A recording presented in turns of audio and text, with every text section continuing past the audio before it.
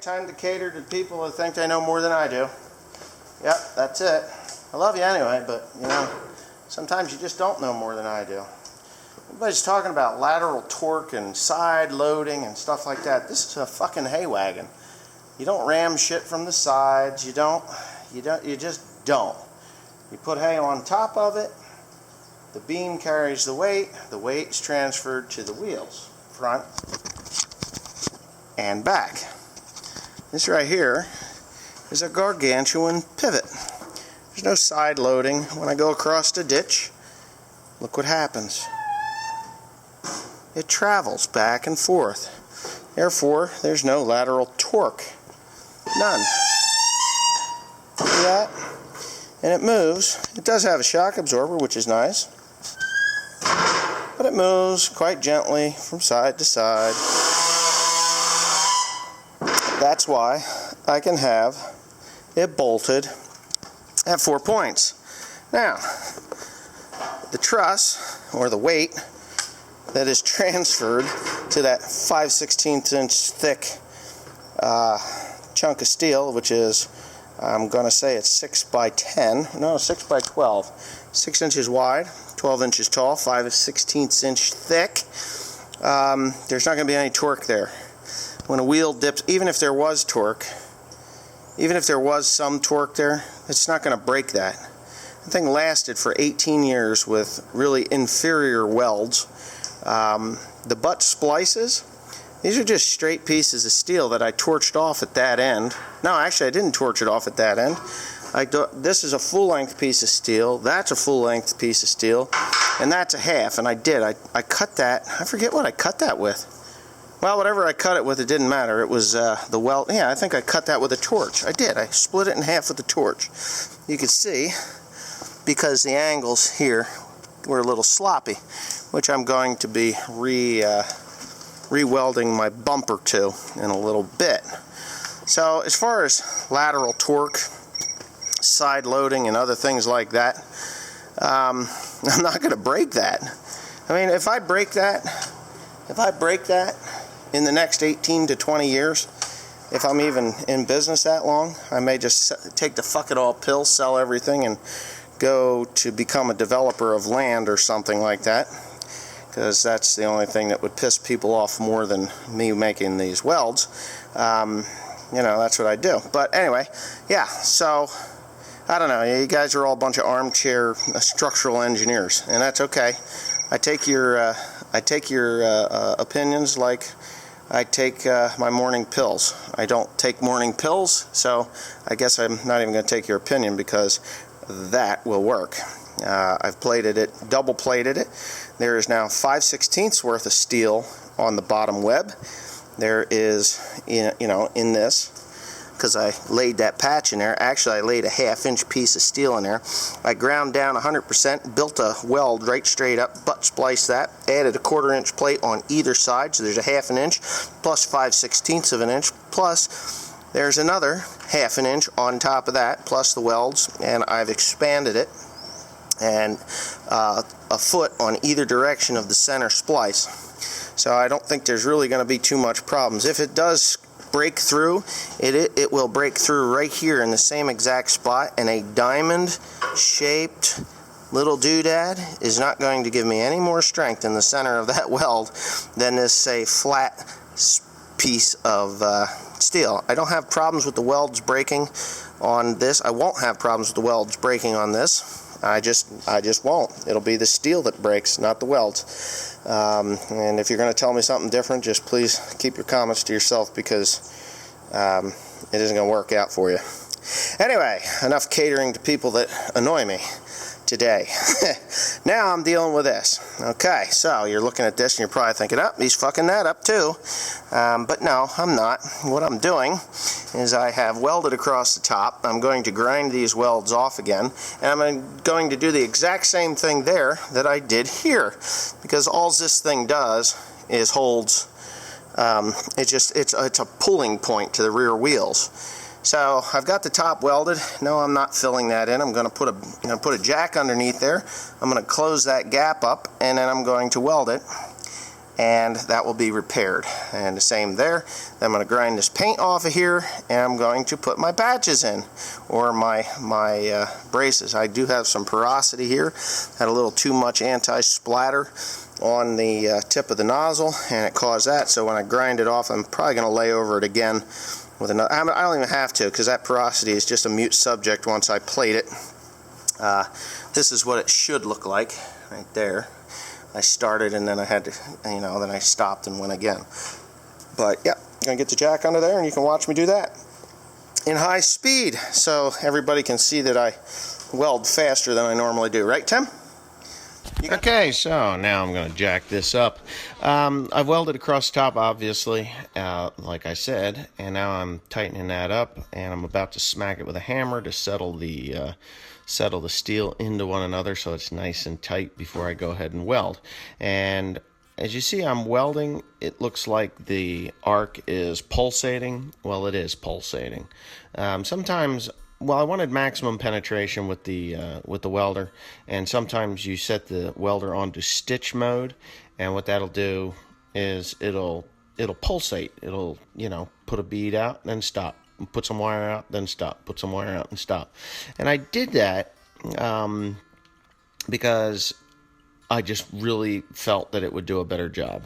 Maybe I'm wrong, maybe I'm not, but I'm sure somewhere someone will tell me that I'm wrong.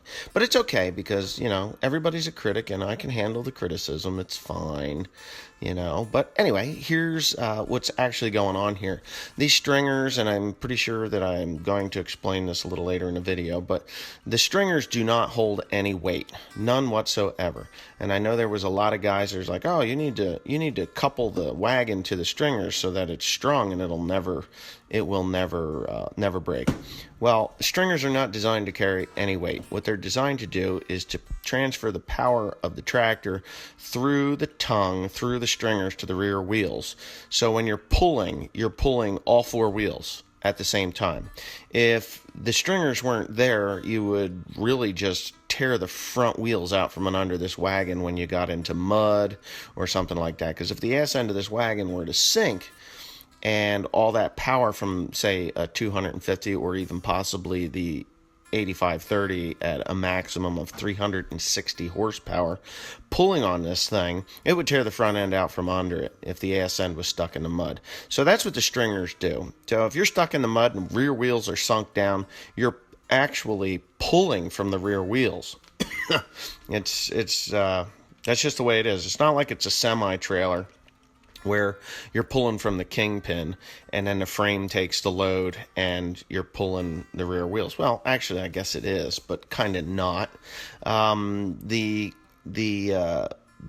wagon body itself it's not free floating, but it's bolted to the gear. And that gear, and it's very important that that gear is separate from the body, because it just the body will flex in the middle, and it'll, as it goes down the road, of course the gears, tires will take up the shock from any potholes and things like that, but the body itself will flex in the middle if you're as you're going across the field. Now if it didn't flex independently from the stringers, the wheels, the gear would actually flex and turn, and it would just cause unnecessary stress on that running gear, because it is a separate piece. So now we're pulling it out, and you get to watch me flip this thing over in normal speed, which I thought was pretty cool. It's actually rather violent. This thing is very heavy. As a matter of fact, I have 4230, which is a 100 horsepower tractor. Could not pull this thing. I had to push it up there with the skid steer. The skid steer was getting light in the back end. That's how heavy this wagon is. And yeah, but it can take the shock of being chucked over on its side, and here it goes. I'm gonna set it there and get a different bite on the whole operation. I didn't want to just throw it over from up high. I wanted to get low because of the leverage factor, and the forks. I wasn't sure whether the forks had gone through the stringers or not. And 1, 2, 3, and boom! And of course, some people might have thought that it was going to go rolling into the house, which it didn't. Watch what you're doing. It's like the damn Terminator. Less the muscle. Gotta yell at Tim. Anyway, all right. Take that. Tim's cleaning up, right? Yeah. Okay, good. Tim's cleaning up. We just got done. I'm gonna have to put another set of bolts on that thing. I just don't like the way it is. Oh, plus I have to do a little bit of welding yet. If I weld that, it'll probably be okay. What do you think? Well, let's do it. Well, we're gonna weld it. I'm gonna get the, don't put the grinder away because I'm gonna grind that and then I'm gonna weld it. I'm gonna stick weld it, just a bead on either side of it. And that'll keep that thing from sliding back and forth. And, you know, not that it's gonna slide back and forth because it's tighter than hell. We used a 3/4 inch impact. But anyways, I'm gonna move to this part of the repair. Now, this has been beveled, filled, and built up on top of that. There's probably a 1/2 inch of buildup on top of that. 5/16 inch thick, all the way around the whole entire thing. This plate I did not replace because, honestly, it doesn't do anything anymore. It does nothing. The weight of the wagon is between the two wheels. Okay, so they got a tire here and a tire there. Before, when it broke, it was an inferior weld. I had no fish plate on the bottom. I had tiny little fish plates on the sides. Didn't have enough surface or grab from either side here. The farther you go away from the seam, the stronger it's going to be. And I know I've gotten guys saying, you should have made that a diamond. From there to there, to there to there. You're telling me that the welds are going to break like this. Well, you're wrong. It's not going to happen. Because before that weld breaks, I'm going to have to break this massive patch or double fish plate on the bottom side. There's a 1/2 inch of steel here. There's a 1/2 inch of steel there, so it'd have to break that before it could ever tear loose those, and it's not going to happen. I cut 5 feet out of the stringers. They used to be mounted here so that there was this much more weight, the 5 feet more weight on that. So I moved the mount from there to here, which makes that about 2.5 feet from that seam.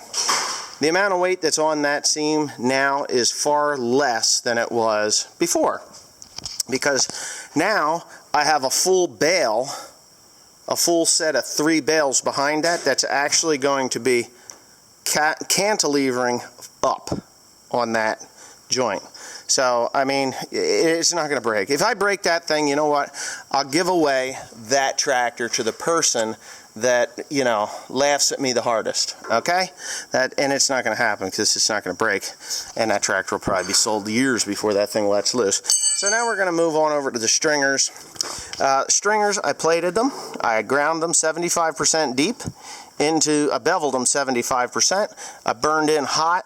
I welded it in. After I butted it up, you saw what I did.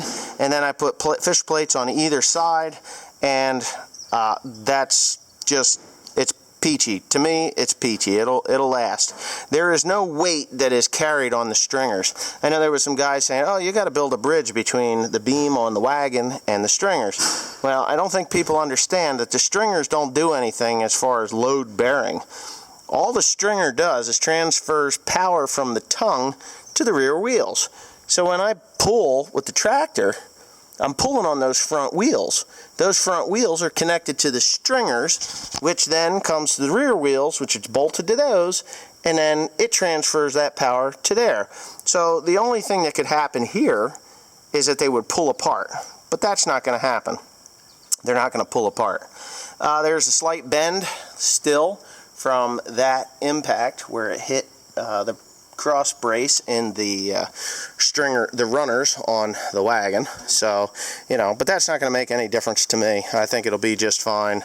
So yeah, I'm just saying that this wagon is not going to fall apart. If it breaks or whatever, I mean, it lasted 18 years welded the way it was before, and the way it was welded before, it wasn't nearly as good as what it is now by about 1/100th amount of steel that is on there now. So if that is anything, it'll be 180 years before, no, it would be 1800 years before that thing breaks, but I think it'll be rotted away by then, and we don't have to worry about it because I'll be probably dust. My videos may be still up on the internet if it's a thing, unless Kim Jong-un sends one of his high-powered nuclear weapons to the United States and we melt down the world, but that's a whole nother subject. So anyway, this thing's actually almost ready to go to the field. I'm going to go ahead and I'm going to use a 60-13 rod. Some of you guys are saying, oh, 70-18, 70-24s. Well, it's so hard to find 70-24s anymore. I mean, you really have to be in an industrial area to get those, and MIG welders pretty much did away with the need for a 70-24. But this is 70-18, because a 70-24 is like a high, fast burning son of a gun, if I remember correctly from my high school days when I actually learned to weld. But I learned before I went to high school, so it really doesn't matter. Worst comes to worst, I'll weld an ear onto that back one, but I think I'm just going to go ahead and weld these two on and see what happens, because the worst that's going to happen is I pop a bolt. But anyways, that's the end of this. Excuse me. That's the end of this video. It's done. This series is done. I'm going to weld that, and that'll be the end of it. Mr. Tim and I will go ahead and go load it up, and you'll be able to see that. But that's it. You're done. No more. You'll never see me welding on this wagon ever again. Well, I wouldn't say that, but you're not going to see me welding on a wagon today or within the next month or so. Right, Tim? All right, come on, let's get this thing done.